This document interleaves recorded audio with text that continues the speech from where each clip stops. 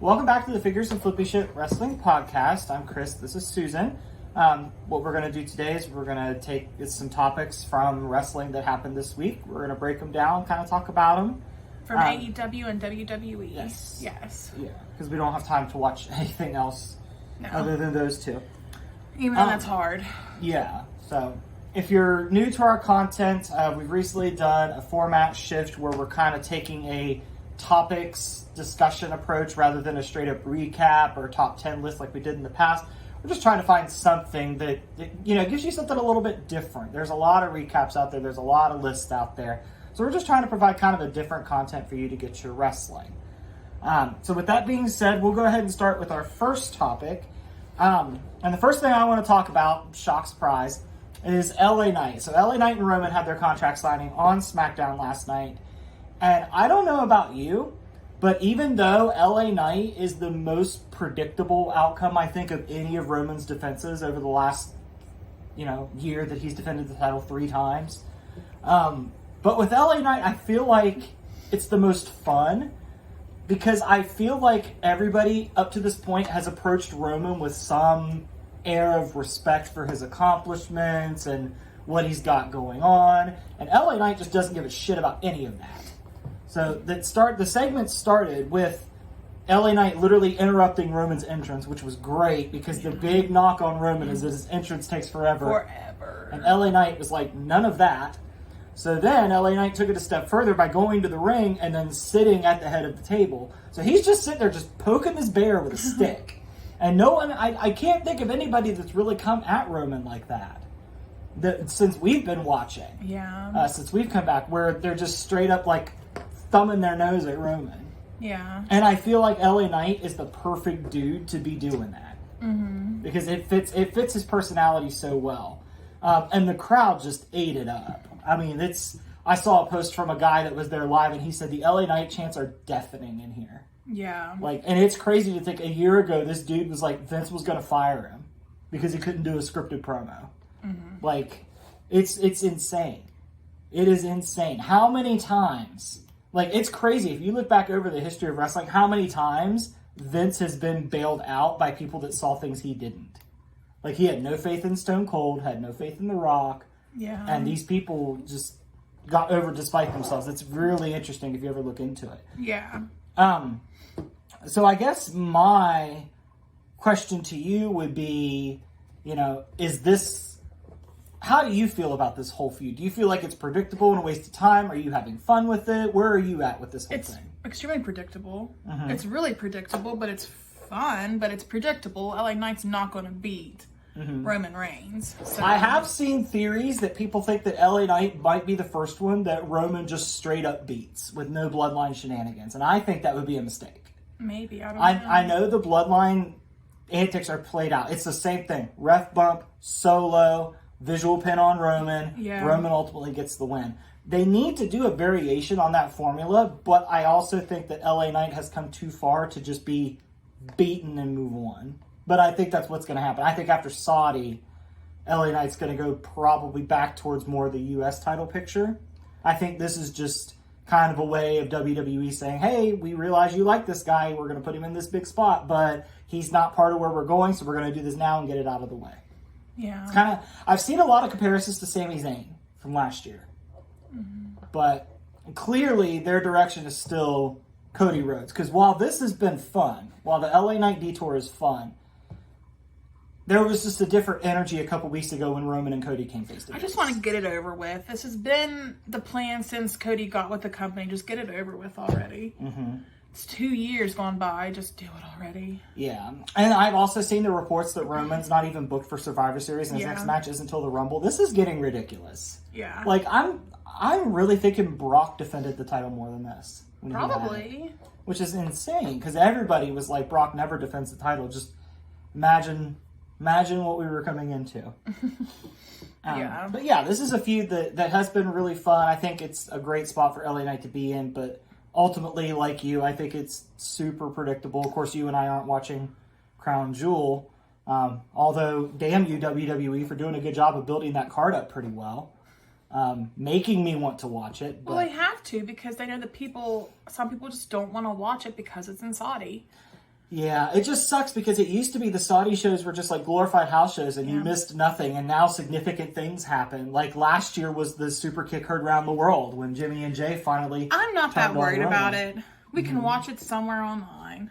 If it's that great, we can find it online. I'm sure there'll be clips and stuff too. That's so how I'm not worried about missing anything important. That's how I saw Jimmy and Jay turn on Roman. Yeah. Speaking of Jimmy and Jay, I love that somebody has coined Jimmy Uso right now as the perennial fuck up. Like he's just not doing anything right. I am a little interested more in what Jimmy's doing. I still don't understand his motivation. I don't know if he's trying to tear it down from within. I'm very much over the bloodline. Yeah. I'm very much over the bloodline. Yeah. The only person I still care about is Jay. Mm-hmm. But he's not even really with the bloodline. I mean, like he is, but like they're fucking his day really. up. But he wasn't there. I am just so tired of the bloodline. Mm-hmm. I want Roman to lose his title. I want the bloodline stuff to just go away. Like I'm over it. It's run its course. We get it. Roman's the best. We get it. He never wrestles, but somehow he's the best champion ever. Like I'm so over it. I kind of wonder too if they're afraid that once that story's over, they're not gonna know what to replace it with, because it's dominated the company for so long. There's not really anything in place to go, because kind of Cody and the bloodline stories will kind of tie up together. What do you mean? Why can't Cody Rhodes win and boom, we're over that story? We can start a new story with the title. I know, but is it going to be at the level that this one was? It's Cody Rhodes, probably. I don't know. Cody Rhodes can shit, like, I don't know, acid, and people would still think it's the greatest thing ever sometimes, though. Well, here's the issue, there's a lot of people that believe that the money and the fun comes in the chase, and once the person that's chasing the title wins it, where do you go from there? Like, and you get new people to chase the title. Yeah, but you've got heels chasing a babyface, which it doesn't get you as invested. Like, you want the babyface to prevail, but it's not the same drive as wanting them to knock the heel off. Because I feel like what you're talking about, how you're talking about, you're like, yeah, the babyface chases, or the heel chases the babyface. That's wrestling. That's what's always happened. Yeah, but why are you upset about that? I'm not upset about it, but have you noticed that whenever there is a story like that, the chase when the heel has the title is so much longer. Like, heel champion reigns are much longer than babyface champion reigns. They're more interesting. They are. And that's what I'm saying. Once the belt gets on Cody could be as interesting as he wants. You know, me of all people, I find Cody extremely fascinating. You do. But once Cody has the title, where does his drive go? What's his motivation at that point besides keeping the title? That's not nearly as powerful as just wanting to get your hands on it in the first place. I don't know. You're thinking really far into it. I just think I can't wait for the title to switch. I don't care how it ends up. I want it to just be over. Mm-hmm. Okay, well, fair enough. You're thinking long game. I'm not. I'm just thinking, let's get this off him, please. Well, you got about 6 months. I know. Which is... This is bad. If they even decide to do it at Mania. If I'm starting to think like this, I know other people are. And you're going to have people turn on Roman just like it was before. Mm-hmm. You're going to literally make people hate Roman again. Mm-hmm. You cannot center the whole world around Roman Reigns. He does not shit rainbows. Like, I don't understand. Like, and Roman Reigns, yes, he has like a great personality, but his wrestling style is very... generic, nothing flashy about it, which nothing wrong with that. I'm not saying there is, but it's just like he's not the end all be all WWE. Come on. I think what makes Roman's feuds the most interesting is how he plays off of his challengers. Like last night, like you could tell the way they portrayed him that he had never dealt with an LA Knight before. He just kept getting irritated to the point where finally he just got fed up and flipped the table onto LA Knight. Yeah, yeah. Which then I saw a bunch of posts about, those signs that say, so-and-so eats corn the long way. People were saying there's probably going to be signs now that say Roman flips tables I know, because it went a really weird way. It did. Like, I don't even think LA Knight knew what to do. He was just like, what the hell? Yeah. But I just love that, like, he just gets under Roman's skin. And I feel like this is a side of Roman we haven't seen yet where There's like LA Knight is essentially this gnat that's just flying around Roman's face and won't go away. I get where you're coming from, but I feel like we have seen Roman. This is what Roman does all the time. He gets annoyed. He does it with the crowds. He does it with who he's against. This is what Roman does against every opponent. I don't know what's so different that you're seeing with LA Knight. I think it's just LA Knight's so blatant about it. So it's LA Knight that's different. It's not Roman. I guess so. Because Roman's coming in the same way as he does with everybody. Yeah.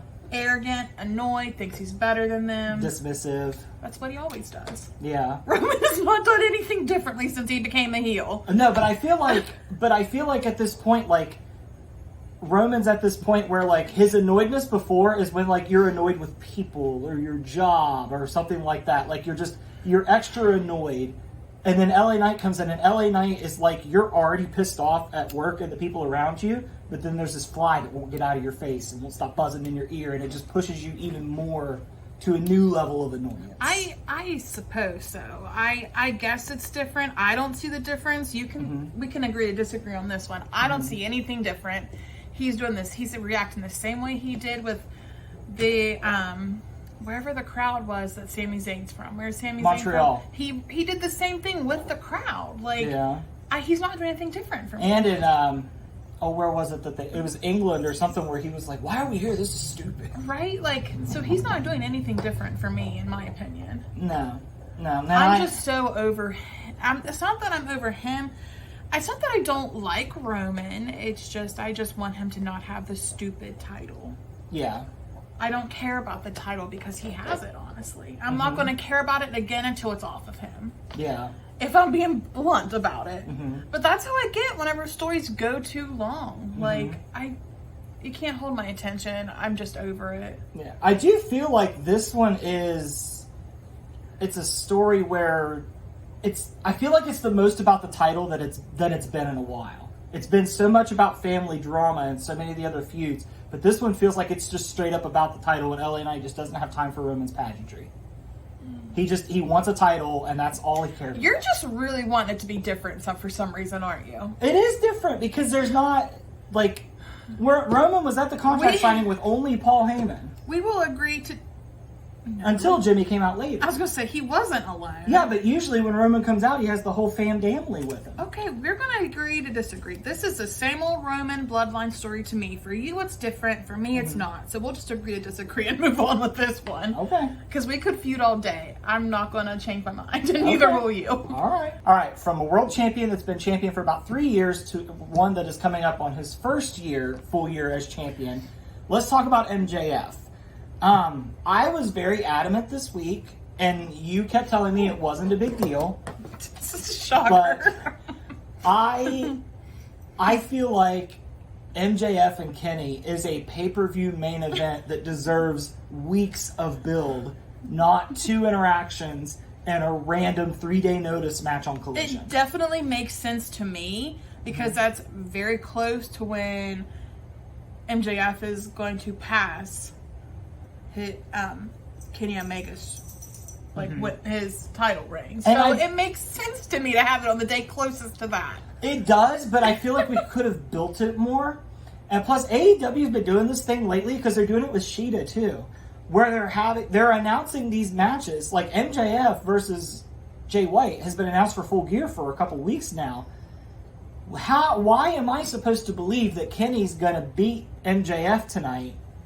Which, if you're watching this on Sunday when it goes out, will be last night. Why would I think that Kenny would win that match when MJF versus Jay White has literally been promoted for 2 weeks? I don't know. Like, WWE does that too. But I guess it's a trope in wrestling that I don't really care for.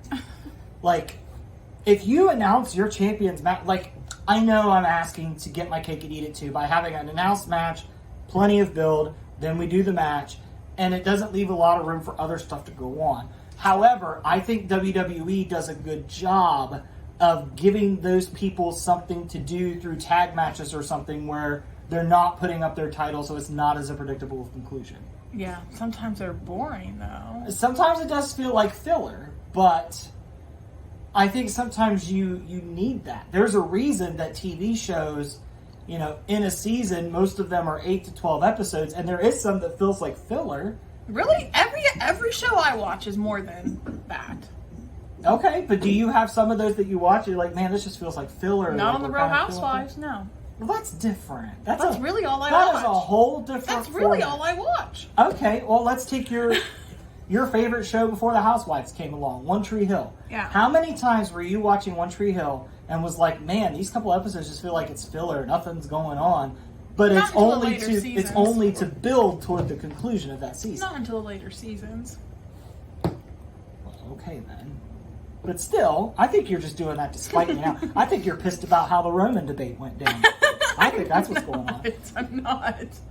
But You just don't like that I was right. Well, anyway, back to my point. I do think Kenny and MJF is a pay-per-view match that should have culminated at a pay-per-view, but I do understand Wrestle Dream would have been too early and Full Gear is too late. I do understand. So what would you have that. wanted them to do then? If you don't like how they did it, how would you have changed it? Maybe what they usually do, a special episode of Dynamite, and I would have waited and held off announcing Jay White and MJF. But then you would have had MJF in limbo for a couple weeks. I kind of wonder, too, if Adam Cole's injury kind of threw a wrench in things. Probably. Like, if that had anything to do I'm with gonna it. say yes. But also with MJF, I think it's funny that as a babyface, he has more enemies than he did as a heel. Yeah. Because right now he's being chased by Smojo, Joe, Jay White, Kenny Omega, who Kenny Omega's not even a heel. Kenny Omega just wants the title back. Yeah, he just wants to. Because he's having a shit year. Yeah. Which is funny, because I saw a comparison to this, which is interesting. WWE pitched in 2012 that John Cena was having the worst year of his career. This was a year that he beat Brock Lesnar. He won Money in the Bank. He cashed in on Rey Mysterio. That's and the like, worst year? Yeah. And they're saying it's funny because WWE promoted that as Cena's worst year, and that's really the year Kenny's having. Because Kenny's only won like one singles match all year, and it was against Kyle Fletcher. Yeah, and Like, he's been well, not all suspended year, and- but yeah, like it's been. He's had a pretty shitty year. Well, the suspension was last year. We're already over a year from that. Really? Yeah, that was August of 2022. Holy crap. Yeah. Okay. Yeah. And Kenny is literally having that year that WWE claimed that John Cena was having. Because Yeah. Don Callis won't stop shitting in Kenny's Cheerios. Yeah. So I think that is interesting, and I do like the dynamic of Kenny and MJF. Like, I know this is a one-off just to address this, and then we're going to move on, but I really want these two to meet again down the road. And the video package they played on Rampage was the best thing on Rampage. And it was a good episode of Rampage. But that video package they did was excellent. That felt like a pay-per-view build. Yeah. The fact that they took two interactions like that and they built an entire package around it to make you hyped as hell for that match that was literally announced 2 days ago, that's impressive. That's WWE video editing capability there. Yeah. That's really well done. The people that put video packages together and hype packages together like that and stuff, their talent's on a whole other level. They are. They make you. It could be the most boring feud, and they can make it look interesting. They can. sometimes. They can take the most convoluted story Yes. and just boil it down to this is what's happening. You're like, oh, cool. I'd like to see that. Yes. So those dudes are on a whole other level of talent. Do you think any of these people finally get the title off MJF? I don't know. I'm leaning towards. I could see Jay White doing it. I'd be fine with that. I could see Jay White taking that title. Yeah. But I don't know. But it seems he's got people trying to be his friend. He just doesn't want them, like the Acclaimed. He was ready to accept Samoa Joe's help until Samoa Joe was like, "Well, I want another shot at the title if I'm going to be your friend." Yeah. Because I love MJF's reaction. Like Samoa Joe comes up and he's like, "I'd like to be your friend." MJF's like, "Fuck yeah!" It might be stupid to turn that down. Yeah. And then Samoa Joe went all Samoa Joe on. Roddy is still on the fringes there. Roddy's being Roddy. Yeah. Roddy strong, neck strong. Yeah. He just looks more. He just looks more like.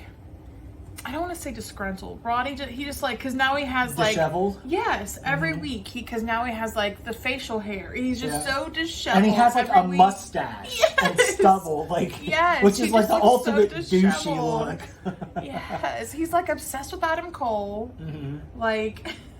Yeah. And then Matt Taven's obsessed with that stupid stuffed giraffe. Yeah, that was his gift when he was in the hospital from them. That's why he carries it around. Oh. Yeah, that was explained in a Adam Cole segment. I forgot about weeks that. ago. Yeah. Okay. I just picture him creepily petting this giraffe. Mm-hmm. But yeah, I don't know. I like the multiple enemies. I love multi-man matches though. I really do. And a multi-man match between like Samoa Joe, Kenny Omega, and Jay White. Yeah, let's do that. Yeah. That sounds fun as hell. Yeah. Plus, I wonder how much of this played into the fact that clearly Jay White was chasing CM Punk when he was on Collision. So I wonder how much CM Punk's firing has had an effect on this story too. That's true. It feels like there's a lot of outside things that have affected this story. Well, yeah, because you had Punk who had that, like, his version of the title, and then, so, like, he had his, like, yeah. Mm-hmm. It's very interesting. Yeah. And I feel like MJF is almost, like, carrying the company by himself at this point, because... No. Hold on. Not entirely. I mean... Like, we didn't even mention Wardlow. Wardlow's after him, too. Yeah. But I feel like for, like, Orange Cassidy and his open challenges and Hikaru Shida just randomly defending the title here, I feel like MJF's the only one that's getting stories and feuds. What are you talking about? There's Christian. Okay. All right. Well, Christian aside. Yeah, probably that's it then. Yeah, well, there you go. I was going to say, do not forget about Christian keeping the company afloat also, man. Mm-hmm. Christian. Okay, let me rephrase. I think that Christian and MJF are keeping creative afloat because it seems like they're the only two that creative has long-term things planned for. Okay. Does that make more sense? Yes. Okay. Well, anything else though about MJF though? No, but my next point is kind of tied into his story, which we'll go into. But as far as like his actual title picture, I don't really have anything to add. There's a lot going on. There's a lot of enemies to go through, and I just don't think he's going to survive them all. Probably not, no. And my pick would be probably Jay White's the one that gets him. Yeah. All right, so speaking of MJF, we have another thing with Jay White that's kind of hanging out there. We still have the mystery of the devil. We still don't know who's wearing the devil mask. Yeah. Do you feel like it's going to be kind of a letdown if it ends up being MJF? Yes. I do too. Yes. I feel the same way. I feel like it's much more interesting if it's somebody else. But I don't think it's him, though. No, it's hard to tell because it seems like the person that's the devil is lankier than MJF is, which I know has spurred like theories of it being the Kingdom and Roddy. Which was something that I thought people maybe. thought it was going to be Adam Cole until they figured out his injury was legit, which would have been a nice twist. It would have, yeah. Well, there's one person we know it's not, and that's Jay White. We know it's not Adam Cole, so we know two people. Yeah. Yeah. Unless it could be Juice.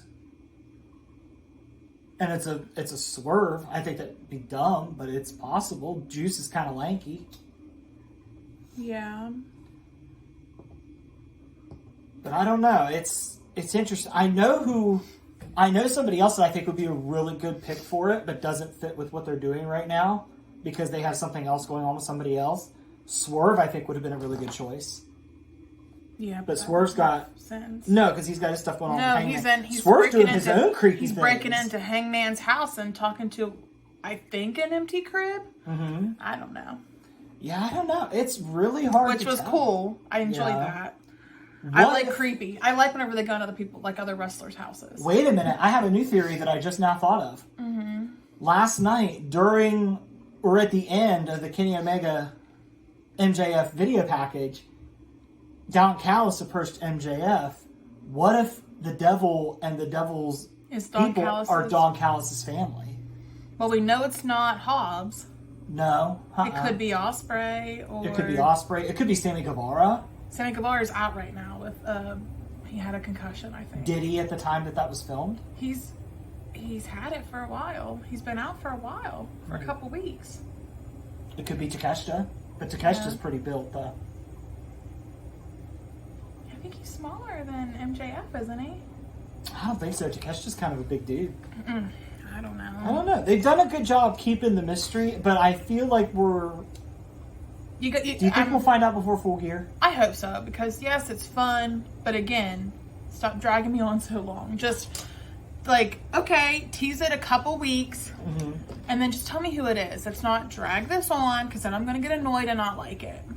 Do you think, and I don't mean this to be mean, but do you feel like that a lot of wrestling stories go south for you because you're kind of impatient by nature? Yeah. Yes. I love that you just admit it. Yeah. I mean, that makes sense. I mean, you people have shorter attention spans. I do. I don't have a long attention span. Like, as soon as I don't like one thing, I tend to be more critical of it. Like, it's just how I am. Yeah. I'm a petty biatch. Okay. Maybe that's why I like stuff like this a little more, because, like, I like longer movies. You don't like long movies. No, like, God, no. So, yeah. I don't know. It's interesting. I think it definitely shows that, you know... Which is weird, because you literally put on, like, I can't sit for movies that are longer than 2 hours, I can't do. But I will literally sit and binge watch, like, Real Housewives for, like, 6 hours. Yeah, I don't know how you do that. I just can't do movies, because it's broken up, I think. Movies just can't focus that long. See, with me, like, it's harder for me because with shows like that, there's a lot more filler, like we talked about earlier. You are clearly watching the wrong shows if there's that much filler in them. Well, no, it's just like, I feel like, I don't know, movies, unless there's like sequels to continuing stories, are pretty concise. Everything that starts here is going to wrap up in the next 2 hours. Yeah, unless it's like a slow build and they have to wait forever to get there, and then it's like... Well, even then, you're looking at a 2.5 hour movie is a lot shorter than, 8 hours of a season of a television show. But you expect me to be... You expect to get my attention that first hour in a slow, boring build? I would much rather watch a show where I know there's going to be important, like, fun things happening in that hour time span than potentially waiting an hour plus for a slow build. No, Okay. thank you. Okay, it's just difference in ideology. Yes. Okay, so shifting gears a little bit, I want to talk about promos. So, we have a lot of good promos out there right now. LA Knight's cutting great promos. MJF's known for being good at promos. That's an understatement. You got Paul... Jay White. Yeah, Jay White's really good at promos with his... What's he call it? His exotic accent? His beautiful exotic accent, is that what he calls it? Jay White's kind of beautiful in his own way. Until he gets all spittle in his beard. And the spittle gets no beard and I can't finish the match. I can't stand to look at him with all the spittle. John Cena and Paul Heyman put on a great promo showcase this week where Cena comes across, like, I feel like Cena's acting is paying off in wrestling because he always feels like he's in like a this is the end of the world scenario. And he always seems like so emotional. One thing I don't like that Cena's doing right now is he's teasing retirement, but he's like, oh, I just don't want to. It's just like, dude, shit or get off the pot. Like, to me, though, I find that very realistic of how someone would approach things. The Undertaker made an entire documentary about that mindset. Well, the Undertaker's different. That guy refuses to go away. And he could barely move in some of his matches, but he refused to go away. Yeah. I don't want Cena to end up like that, honestly. Like, if you're going to retire, you need to do it. Because you don't want to end up like the Undertaker. Where, don't get me wrong, I like Undertaker, but... You don't want to end up like him, being all grumpy and miserable and just never being satisfied with your last wrestling thing. I think, honestly, I just think Cena likes it too much. I don't think it's a matter of satisfaction. I think he just enjoys it. That's fine. It's just, don't tease me. If you're going to retire, do it. Do like Sting did last week. This is when I'm done. Yes, I like game plans, and John Cena is just not giving me a game plan. I don't know what he's doing, and I don't like it. I don't like surprises. So just tell me what you're doing, John Cena, and I can move on. But I do like that he's like savoring it. Like you could tell he's savoring like every minute of it because he knows he's about there. He's about done. Because his matches have not been good recently. No, I think he'll do well with Solo next week. I think he'll do really well. Yeah, because Solo's slower. Solo's slower. Solo is more more of a dramatic storyteller than like Austin Theory was. Yeah. I just don't think Austin Theory was a good match for him at Mania. And Austin Theory's not a bad wrestler by any No, means. he's a great wrestler. He's just a boring character. Yeah. But he's a great wrestler. He is. That's why I think him and Grayson Waller as a pairing is perfect. I feel like he could leech so much off of Grayson Waller having a personality. Yes. And Grayson Waller's good at both accounts. Yeah. He's like WWE's MJF. He's good on the stick and he's good in the ring. Yeah, just not as provocative. Yeah, exactly. Because he can't be. No, you gotta be nice for the kids. But heaven forbid they hear a cuss word. But to hear all of this, and Paul Heyman's in a class himself, like I said, him and Cena hyped up a match that I really wasn't initially that interested in, and now I'm really upset I'm going to miss it. Mm-hmm. But, which I know is by choice, there's no reason to be upset, so I'll go with Nift. But the person that drew me to this point is, I feel like as genuine as John Cena comes across, and as good as MJF and LA Knight are, I don't think anybody cuts a promo like Eddie Kingston. No. Eddie Kingston, I subscribe to the idea when people say that Eddie Kingston feels like somebody that no one told him this was supposed to be scripted and supposed to be predetermined. Yeah. Because he treats every promo like that's his mindset. Like his mindset is real. He always makes it personal somehow too. Like this week, his promo with Jay Lethal. I'm sorry.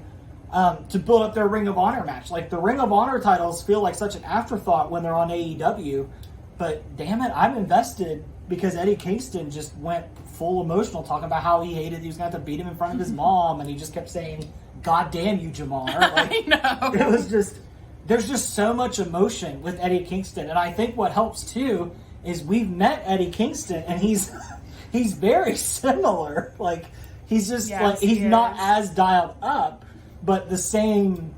He feels very genuine. He does, yes. And I don't think there's anybody cutting promos like him right now. And it's just fun because we actually got to hang out with him for a little bit because he was telling stories about living in New York, I think. Yeah. And like all kinds of other stuff. And he sounded just like he does in his promos. Yeah. So. And I think what helps for Eddie Kingston is there's no catchphrase, there's no gimmick, there's no there's no better than you and you know it. It's just Eddie Kingston has an issue with you. This is his issue. This is what he's going to do. He'll see you there. And it's always so violent. I'm going to set you on fire or something like that. It's always so brutal. It is. He comes in wanting violence. So, like, to me, like, I think Eddie Kingston might be the best promo in the game right now because he's the most believable. Like I said, MJF and LA Knight are great. Cena's great. Roman's great. But Eddie just gets me invested in a different way. I will give you that. However, my best promo in the game is Christian.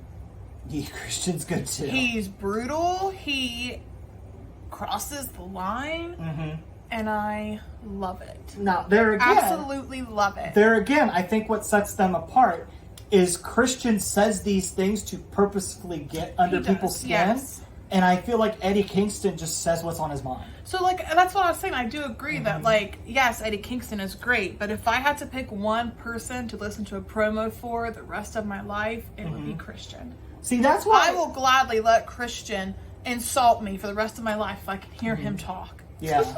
Which I think is interesting because that was Attitude Era stuff. That was a bunch of great talkers. And we're getting back to that. We're getting to people that could go on the stick well. Yes. A lot of these guys have been around for a while, but it's still the same thing. You want somebody that can get on the stick and make you invest in this. Yes, because I need that. I can't just have a good wrestler.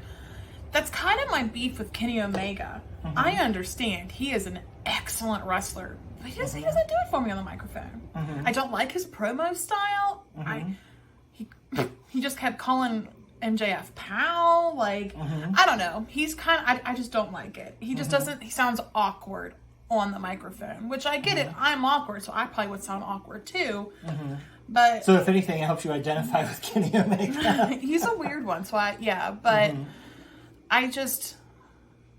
but my point is, like, I just want somebody that can talk and wrestle, and that's just a big thing for me. Yeah. I think that's why I can't get behind LA Knight as much as you, because my God, he's excellent on the microphone.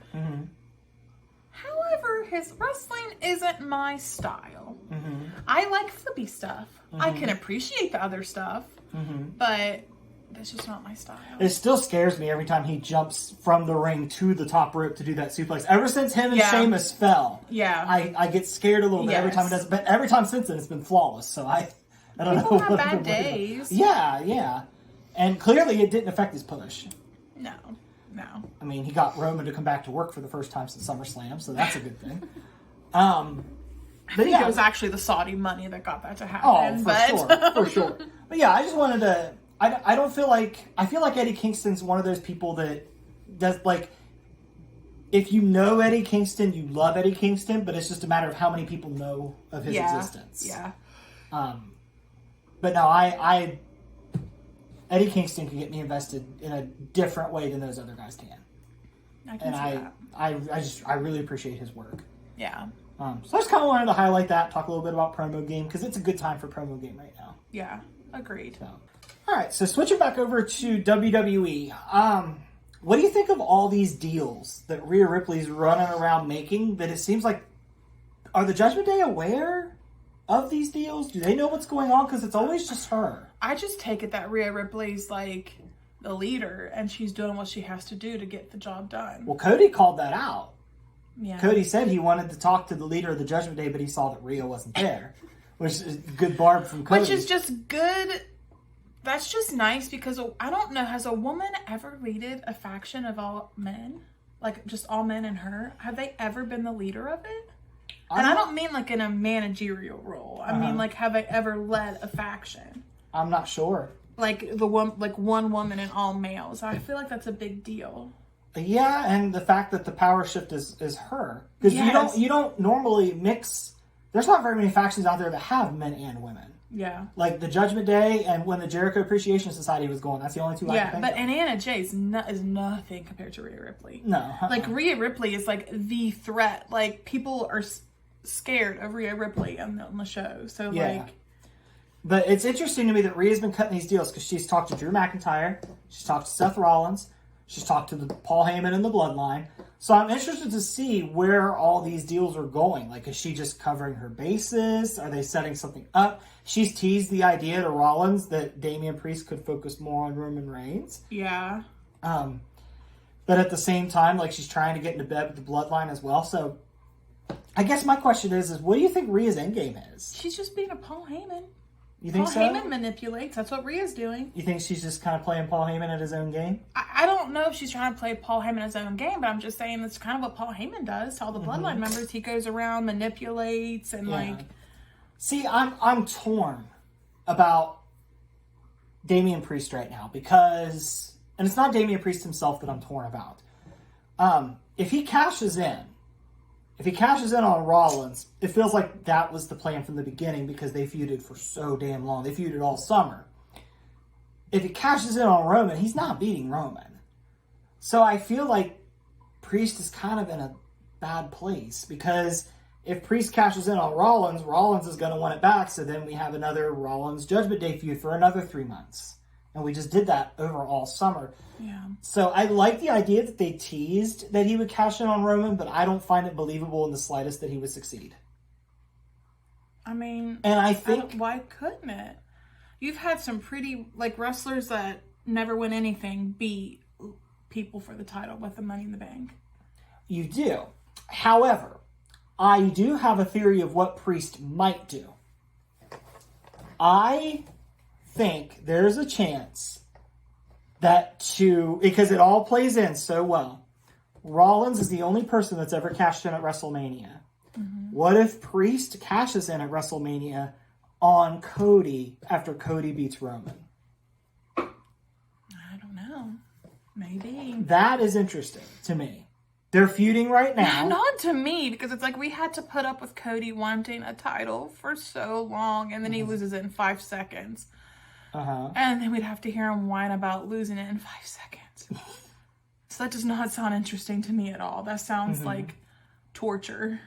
But to me, that's the most... Why not have him go after Gunther? Because you're not going to waste Money in the Bank on a mid-card title. That's mid-card title? Doesn't feel like it. None of the titles really feel like mid-card titles anymore. U.S. titles kind of start to feel that way again until Logan Paul came sniffing around. Because Ray just kind of had it and wasn't really defending it. Except against Santos. I don't want it to go your way because that is just going to lead to more whining from Cody Rhodes. Cody's whole gimmick in WWE kind of annoys me. Like, why is he such an overbearing good guy? It's so annoying to me. Because he wants to be a role model for kids. It's so That's why he annoying. wouldn't turn heel in AEW. It's so annoying. Like, I don't like the cookie cutter. Like, whenever Bayley was the cookie cutter face, it's so annoying to me. Not because nobody is that perfect all the time. And it annoys me. Does John Cena annoy you? He does, yes. He does. Faces that are just too goody-goody all the time is just a snooze fest for me. Because nobody is that perfect all the freaking time. I just don't. So you like your faces to have flaws? I do. Okay. Yes. Okay. I think that's why I like Bryan Danielson so much also. Because I don't know what he is, but he doesn't shy away from just being him. Do you feel the same way about MJF? A little bit, With his baby face around? Because he's still an asshole. Yeah. He just happens to be on the side of good for now. Yeah, so I don't want that scenario with Cody Rhodes. Because, my God, we'll have to hear about it forever after. Oh, God. I guess if I had to pick, he would cash in on Rollins, I guess.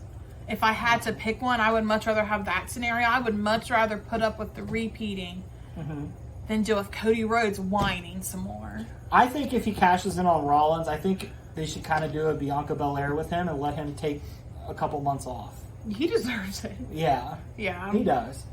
I don't think he'll want to, but I think it would be good for him. Yeah. Yeah. To kind of go away, revitalize himself. Yeah. Could you see it happening in Saudi with Drew? Because I don't. Him beating Rollins? No, Priest cashing in. I don't think he will because he's fighting Cody, so he's kind of got his own thing going on. But that doesn't necessarily mean it will happen. Who are you asking if he would cash in on? Drew doesn't have a title. No, if Priest would cash in during the Rollins-Drew match in Saudi. I don't know. I don't know. I don't even care about the Saudi show, honestly, so I don't know. Well, if I'm being honest. Yeah, but I mean, there's things that are going to happen that it's going to affect what happens after. I'll just get a recap on the next show. I know. Okay. All right. Well, anyway, this started out talking about the Judgment Day deals. So, but we'll see where it goes. We'll see what they have in store. I'm sure Rhea's got something up her sleeve, and it'll be interesting to see where it goes. Okay, so just a little bit ago, we talked about how you were talking about how the Intercontinental title didn't feel like a mid-card title anymore. And I had brought up that the U.S. title did until Logan Paul came sniffing around. Yeah.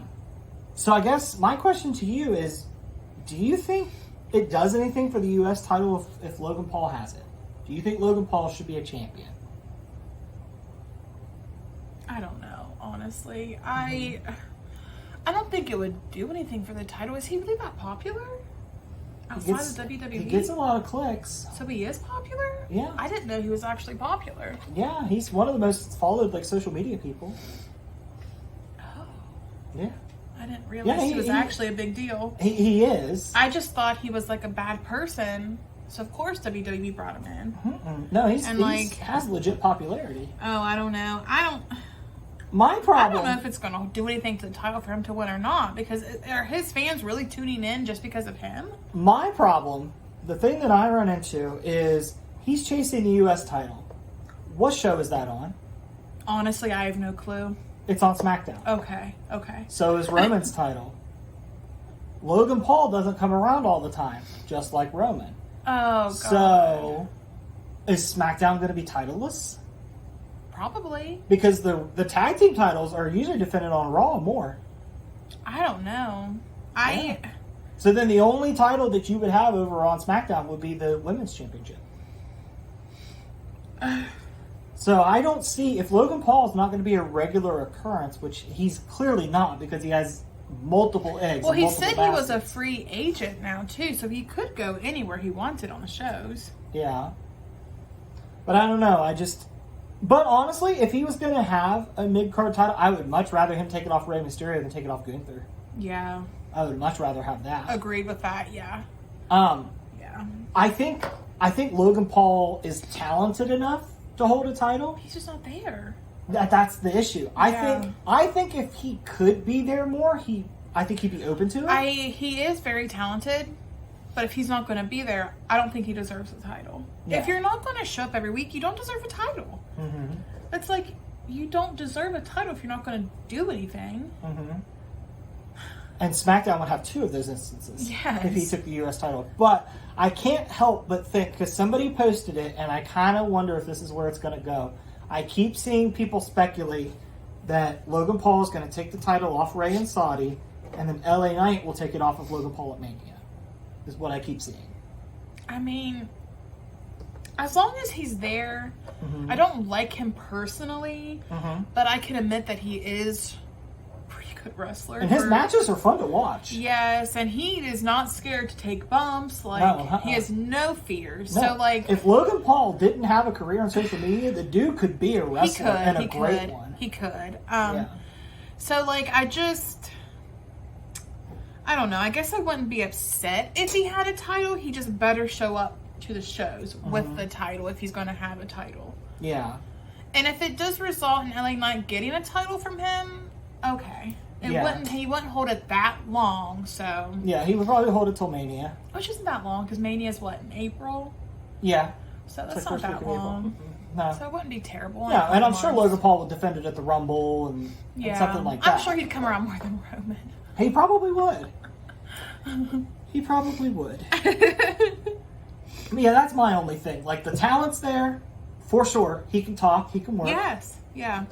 But I just don't see having 2 absentee titles on SmackDown. I didn't even think about that, yeah. That That's a would be good my point. issue. That's a very good point. But that being said, if I had to bet any amount of money on it that mattered, I would bet Logan Paul's going to beat Rey Mysterio. I know, I feel like he's going to win. Yeah, and I feel like Dom will help out. I know, because Dominic's been coming out and, like, talking to him, so. All right, so there was a lot of talk this week, especially at Tony Khan, about his over-reliance on the term dream match, because he had called Andrade and Bryan Danielson a dream match. Well, that match occurred on SmackDown a few years ago, so that match has already happened. So when you think of a dream match, what to you goes into a match being a dream match? Is it just 2 really good wrestlers that you want to see go up? Is it building a story between the 2 of them? What to you makes you look at a match and go, man, I'd love to see that happen? 2 really good wrestlers that haven't wrestled before. Okay. That's what a dream match is to me. Okay. Do you think, to me, I think there's an added element, especially since AEW's been created, that it's more of a dream match if it's something that would really only happen in a dream. So 2 people being in the same company doesn't feel dream matchish to me. Like, for example, Malachi Black and Danielson interacted this week on Collision. I wouldn't call that a dream match because that's a match that I can watch happen. I don't have to imagine what would be. Whereas, to me, it doesn't matter if they're a different promotion. If I've never seen it before and they happen, it could still be a dream match for me. Okay. See, to me, like, I think when 2 companies, like Cody and Rollins was a dream match until Cody got to WWE and then it was able to happen. Like, to me, one of the dream matches that I think that most people have on their list is Kenny Omega versus Roman Reigns. Yeah. That match never happened in Ring of Honor. It's never happened anywhere. Those 2 have never crossed paths. Roman Reigns was in Ring of Honor? No, he wasn't. Oh. That's what I'm saying. Oh. Like, a lot of people say Rollins and Omega. That match has happened. We watched that match on YouTube. We watched that match happen on YouTube with Danielson in it, too. Mm-hmm. So that, to me, takes it out of the aspect of dream match. I've seen people say that, like, they would love this version of Roman Reigns against this version of Jon Moxley, even though that's happened. Mm-hmm. Do you consider that a dream match? Like, if they're in 2 different stages of their career? Like would the idea of Moxley wrestling Reigns get you excited, even though you know it's happened before, but it's never happened with these 2 versions? With, like, AEW version of Moxley? Yes. Probably, yeah. But I don't know if it's a dream match. Mm-hmm. But I think it'd be a good match. Mm-hmm.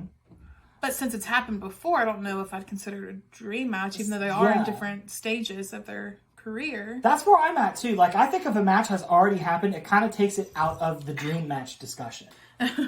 But yeah, like I said, I think one of the big ones out there, because it's never happened, it probably never will happen, because I think if Kenny was going to go to WWE, he would have, with all the CM Punk stuff going down. But I think it's probably Reigns and Omega. And I think by the time that Omega would get to WWE, if he decided to go there, that Reigns would be gone at that point. I just don't know if Reigns could keep up with Kenny Omega. You don't think so? I don't know. Reigns is pretty slow moving. Mm-hmm. Kenny Omega does a lot more than Roman Reigns. Roman Reigns is going to, what, jerk the Smurf and then what, that be it? I don't know. And I would love to see the jerk the Smurf is his move. I don't remember what it is. Superman punch? His Superman punch. It just makes me think he's jerking a Smurf. Yeah, I don't know where that comes from. I don't know, but I've thought that for years. But for me, I would love to see, Kenny sell one of Roman's spears. I think Kenny would sell the shit out of it. He would, yes. But yeah, I understand where people think that the term dream match gets thrown around a lot. And I think AEW... Tony Khan says it a lot. He does. And I think... But I get it. He's a fanboy, so of course he has a lot of dream matches. I think a lot of people give Tony Khan more shit than is necessary. I understand... People are so anti... There are some people that's very tribal. Mm-hmm. Like, if they watch AEW, they refuse to watch WWE, which we know you know somebody that's like that. I know a couple people like that. Yeah. Mm-hmm. And then, which is stupid. And then if you watch WWE, you can't watch AEW, which is stupid. Like, wrestling is wrestling. Yeah. It doesn't matter what show it's on. Just watch it. We say it every week. This is a good time to be a fan. Because both companies have to bring it. I constantly see on Facebook, people do so many anti-AEW posts. There is one I see so many times how people will post that AEW has no seats, and nobody there, they have empty seats. And do you know what section I always see posted? The hard cam side. Section that they always have blocked off that nobody sits in. And it's like, you idiots. If you've ever gone to a show, they do that on purpose. Yeah, because that's where the hard cam's set. Yes, so if you don't actually know things, just shut your stupid mouth. You don't have to run your mouth 24/7. You just look stupid. And you and I have gone to shows before where it's 10 minutes before the show and we're like, oh man, there's hardly anybody here. And then the show starts and it's full. Yes. And it's like, where did everybody come from? Yes. And you know what? If people don't come to shows, who cares? Is it really impacting your life if people go to an AEW show? No. You fickle creatures. So Danielson had it right. Yes. I always go back to that fickle. But I don't even know. I got so off topic. What were we talking about, though? We were talking about dream matches. And people being tribal. Oh, well... That's just such a pet peeve of mine. People are so rude for no reason. If your life is that terrible, stay off social media. Get some help. Do some self-care. I just think of that little Michael Jordan clip where he's like, stop it. Get some help. Right? I will tell you, whenever I feel like my mental health is not great, I stay off social media. Maybe other people should do that and stop being see you next Tuesdays. Oh, man. Tuesday. I was going to say, did I even know what See You Next Tuesday is? I don't know. I just think of Von Wagner and his Come Tuesday. I just think of See You Next Tuesday. I can't wait till he drops a Come Tuesday again. He's going to. He's coming back. He's walking. And I know I shouldn't focus on this, but if you wanted us to believe, what's his name? Von Wagner? If you want us to believe that Von Wagner was actually injured, maybe tell him not to move until cameras aren't looking at him. Man, that's harsh. How is that harsh? Because you can't control that. How else? But as a wrestler, you're trained to you know the cues, you know. And if your head is supposed to be smashed in with blood everywhere, don't move your head. Isn't that common sense? If you're doing this thing right now where somebody's smashing your head in with steps, mofo, keep your head still. Yeah. Don't move. Okay, fair enough. Yes. Fair enough. I don't know if we addressed the topic or not because I got so off topic. We did. We talked about dream matches. Okay. So we're good. We're good to move on. We got 2 more to do. All right. So when we were going through our notes before the show, I was going through the notes that you had taken, and you cited Andrade specifically. Mm-hmm. And you talked about how he was a good wrestler that just needed a good story. Yes. I feel like that is 90% of AEW's problem. I agree. AEW, I was thinking about this whenever we were watching, I don't know if it was Dynamite or Rampage, one of the AEW shows. Mm-hmm. I was thinking, I was just like, there's just random matches. Like, there's not, like, yes, there's stories. I don't want to say there's no stories in AEW. Mm-hmm. But if you compare, and I know we shouldn't compare because I just went on this rant, but like if you compare AEW to WWE, WWE has a lot more storylines than AEW. And I know we shouldn't compare. I just went on a rant, but like storyline's sake though, like I think AEW could do some more storylines. Yeah. I still like AEW. I still enjoy it. It's just they could benefit from stories like Andrade. Like, it seems like AEW sometimes has matches for the sake of having matches, and it feels like WWE, all their matches tie into something, even if it feels like it's a nothing match. At the end, it usually ties into something. Yes. And I just don't understand why AEW can't do that as well. Like, and I get they have storylines. I'm not saying they don't, because I know that they do. And yeah, that's a big criticism of them that's unwarranted. There are storylines. There's not as many, and they're not as intricate as what WWE's doing. But you have somebody. But I mean, we have Don Callis, we have Christian Adam Copeland, we have kind of Sting telling his story with his retirement, because we have brought Darby Allin in, and we brought Ric Flair. Oh God, I forgot about that. We brought in Ric Flair. So like, what are some other stories? I know that they're kind of telling a story with Kenny Omega and MJF. It's not a long-term story, but they're telling a story right now about the title. You have the Devil, you have storylines. Swerve and Hangman, yes. So like, you have storylines. It's just not as frequent as WWE, and sometimes they drop suddenly. Like Tony Khan doesn't know how to readjust stories if something happens. I think the problem is that Tony Khan books like a fan. I want to see this match. Let's do this match. We should probably tell a story. Where Triple H and Shawn Michaels book like bookers. They're like, okay, this is where we want to go. These are the pieces that we need to get there. Which I know that's how AEW's always been. So in Tony Khan's eyes, he's probably just like, well, this was working before. We'll just continue it. But in the beginning within AEW, it was like this like new thing. It was like the new show. Like we were just, a lot of people were just getting to know some of the wrestlers like us. Like, so it was fun to just see matches because we got to see, because they have very good matches in AEW. Like, they have really good matches. So, like, it was nice to see that. But now, they've been around for a few years now. I think it's time to kind of start trying to get more storylines in there. I think what happens is Tony Khan books backwards. So WWE will say, this is the story that we want to tell. This is where we want to end up. Yeah. So let's book this. Yeah. Tony Khan is like, this is the match I really want to see. But we need a story to get back to the match that we already saw. Yeah. Jericho's stories do that a lot. Yeah. Like the Jericho-Eddie Kingston feud started with them having a match instead of being the end result. Yeah. So it's like Tony books in reverse. Yeah. And I think that's what turns a lot of people off is they're like, well, if we're getting the match now, what's the point of telling the story? Yeah. Like, he's done a good job with Jay White and MJF where they didn't wrestle first. The match has not happened and will not happen until we get there. That's how it should be told. Yeah. So. Yeah. So he's capable of doing it. Yeah. And a lot of the women's wrestlers, you have so many good potential storylines in women's wrestling right now. You have Toni Storm. Yeah. You have, who else? Who else is always there? You have Ruby Soho, Britt. I don't know where Britt Baker's been. Is she hurt? I don't know. She must be taking time off. Maybe she's with Adam Cole. Oh, maybe. We have Sheeta. Like, you have all these women. Willow, Sky Blue, Julia Hart. You've got the makings of a really great women's division. You just need to learn how to book them better. And, and right now, you are sitting on a gold mine with Toni Storm right now. Her new gimmick, people love it. It's different. It's so funny. It's fun opportunities for merch. It is. So, like, you have this.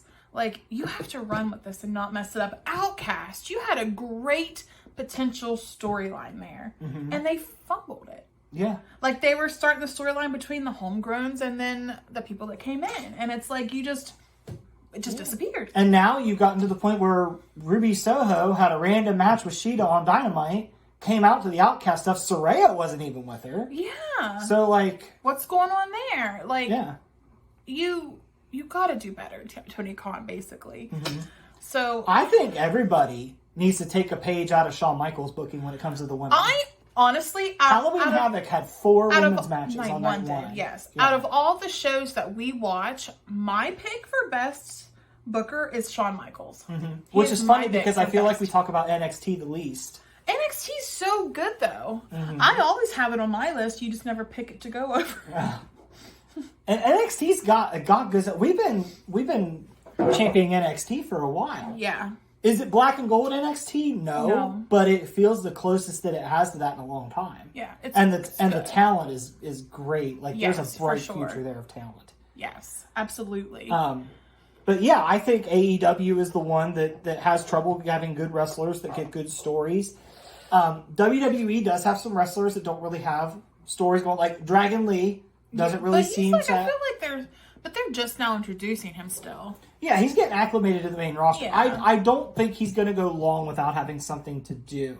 Yeah. Speaking of which, it was nice to see Cedric Alexander again. I can't remember the last time I saw Cedric wrestle on TV, and that dude's still good. Yeah.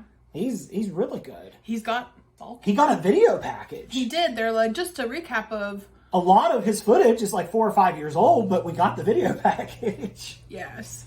So that was cool to see. That was cool to have them send Cedric out there and just tear it up for 10 minutes with Dragon Lee. That was fun. Yeah. That was fun. That felt like... It kind of felt like a little bit of AEW in my WWE suit. It's kind of what it felt like. Just, here's 2 good dudes that are really good at what they do. Here's 10 minutes. Have fun. Yeah. It was funny because whenever Dragon Lee was on there, though, I did hear them talk about how his father was just so proud of him for getting here. And I'm like, okay, but let's not forget his father also has Roosh as a son, who's also doing pretty good right now because he's in AEW. Let's not forget that. Yeah, and Roosh has video package. I can't wait for Roosh to come back. So once again, it was just WWE making it seem like they were the only product around, and it's like, okay. I would love to see a more cohesive relationship. I don't think it'll ever happen. I think it has a better chance of happening under Triple H than it had under Vince, but I still think it's a next to zero chance. Yeah. But it would be really fun to because you could bring somebody in and you could pimp out their accolades. Like, they were successful. Like, you can even spin it to where you're still on top. Like, you could say, like, oh, they were in AEW and they were this, but they came here because they knew this is where the prestige was. You could still do that. You could. Like, you could further prove that you're the best around to everybody. Yeah, you could still pitch yourself as the final stop. Yeah, which, I mean, it might not be the case for everybody. I don't know. I might go to, if I was a wrestler, I might go to WWE now, but under Vince McMahon, no freaking way would I have gone there. Yeah. But now, yeah, I would probably, honestly, I'd probably start. I want to go to NXT. I'd probably start in AEW to see if I could get on NXT's radar. Really, as a female wrestler, I would much rather want to be on NXT or Impact. Those are the two that I would, or honestly, I've heard Ring of Honor does pretty good with the women's booking. I haven't watched it, but I don't know. I know Athena's doing good stuff on there. Yeah. Athena's really good. Yes. So. But yeah, I think that's, if AEW could get their wrestlers some stories, I think they'd be in better shape. Alright, so the last thing I kind of wanted to talk about is just kind of a little fun topic. NXT this past week had a Halloween Havoc, which I think is really fun. I love the themed pay-per-views. It takes me back, and actually Halloween Havoc was a WCW event, and it used to be like the stage had like tombstones and like different creepy stuff, and they also had Bash at the Beach where they had like sand and surfboards, and like it makes me really miss themed pay-per-views. Yeah. Like all the pay-per-views that WWE does, and AEW is guilty of this now too, they all feel like they're the same copy-paste in the setup. And I like my pay-per-views to stick out. I like them to have something about like the theme or something that makes them special. Like WWE tried. Like, Fastlane had race cars on the stage. That's a start. That's different. That's something. Yeah. They clearly should have been used in a match, but it's okay. I would love to have seen, like, Shinsuke try to run Seth Rollins over with one of them, but, you know, baby steps. But I would love to see a return to pay-per-views like that, like Bash at the Beach, Halloween Havoc. WCW had a show that was called Road Wild, and it was literally a show that was outdoors that took place at a motorcycle rally. Like, cool stuff like that. Like, and I think WWE is on the right track because they're taking more shows international. Like, they had Elimination Chambers going to be in Australia. They announced a new Germany pay-per-view in December. So I would just love to see the pay-per-views get more of an identity. Yeah. And I think that's something that AEW and WWE could both do. AEW kind of started it because they used to do a Bash at the Beach Dynamite, and they did a like Double or Nothing had like poker chips and stuff like that. Like Jon Moxley's big first act in the company, he DDT'd Kenny Omega on a bunch of poker chips, like big poker chips, not little ones, but. And I kind of missed that. And Halloween Havoc, like, made me realize, like, with the spinning of the wheel and the way it was decorated with the cobwebs and everything, it's like, I wish there was more stuff like that. It made it fun. Yeah, it was cool. Because at the end of the day, wrestling should be fun. Like, they're having, like, on Monday, they're having Natty and Natalia and Chelsea Green are having a trick or street fight or something like that with like pumpkins and stuff. Yeah. Like a lot of people think that stuff's stupid. I don't mind it. I like my wrestling to have a little personality like that. Yeah. And I wouldn't mind pay-per-views like that either. I think that would be fun. I would love to see Halloween Havoc go back to like being a pay-per-view and just go all the hell out with it. Go book a big arena and just set up like a fucking graveyard with a fog machine and like just have some fun with it. Yeah. That would be fun. So, yeah, Halloween Havoc that NXT did this week just made me think of that. The show was really fun, too. But, yeah, more of that, please. More, please. More, please. Like, it's just so funny. Like, one of the biggest heel turns in history when Hulk Hogan joined the NWO. It's funny because literally the clip of it starts out with him walking out, and it's like a beach setting behind him because of the show. It's happening at Bash at the Beach. So it's like he's coming out to do this dastardly thing, and there's like surfboards and sand and boogie boards, and it's really fun. It's fun. I would love for them to bring that kind of stuff back. Yeah. But that's all really we had to talk about today. It was a good week in wrestling. You know, we're a week away from Crown Jewel. AEW announced a new pay-per-view in December. AEW, please start streaming these things. I don't know that I can afford $50 a month for you, especially when you pull that crap that you do with All In and All Out. Yeah. So please get that streaming soon. Max is right there. Warner Bros. Discovery, get your heads out of your ass and start streaming it.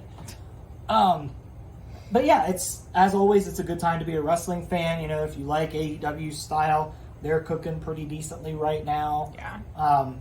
WWE is full steam ahead into the Saudi show, and WWE soon will be in Mania season. So we only got the Royal Rumble a couple months away, which actually we're going to miss the Royal Rumble because we're going to be on the Jericho cruise. So we'll find out what happened after. But yeah, go find some wrestling that you like. Like you said, Impact, who's going to be TNA after the first of the year. They're turning back to TNA. So yeah, go find what you want to watch. There's TNA, MLW, NWA, if you like that. Lots of it out there. Go find it. There's a lot of it that's free. Yeah. If you could find it, you know, go support your local indie shows. That's where these guys get started. Mm-hmm. You see good things happen on those indie shows. Yeah, and you get to see a lot of people that, you know, you're like, oh man, they're really good. I hope somebody picks them up. And Great Alexander. I am predicting nobody. Well, if you know who he is, good for you. If not, he will be big someday. Okay. He will. Okay. But yeah, if you're going out for Halloween, be safe, have fun, and we will talk to you guys next week. Later. Did you like that video? Like, subscribe, and comment to the Figures and Flippy Shit Wrestling Podcast. Oh, yeah.